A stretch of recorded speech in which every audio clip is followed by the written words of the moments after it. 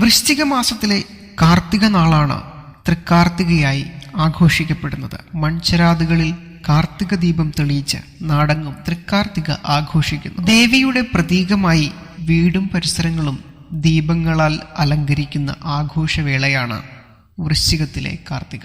വൃശ്ചികത്തിലെ കാർത്തിക നാളിലാണ് ദേവി ജനിച്ചതെന്നാണ് സങ്കല്പം.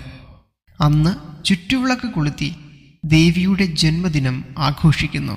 തെങ്ങും പ്ലാവും അടുത്തടുത്ത് നിൽക്കുന്ന സ്ഥലത്ത് മുറത്തിൽ മൺചരാതുകളോ വെള്ളക്കയുടെ തോടുകളിലോ എണ്ണ നിറച്ച് തിരി കൊളുത്തി വയ്ക്കും. പുതിയ മുറത്തിലോ താമ്പാളത്തിലോ അരി, ശർക്കര, അരിമാവ്, തേങ്ങ, ദീപം, തുളസിപ്പൂവ്, അവില്, പൊരി തുടങ്ങിയ പടുക്ക സാധനങ്ങൾ, ചന്ദനം, ഭസ്മം എന്നിവ വെച്ചൊരുക്കി 2 പന്തം കത്തിക്കും. ആ പന്തങ്ങളുമായി സ്ത്രീയും പുരുഷനും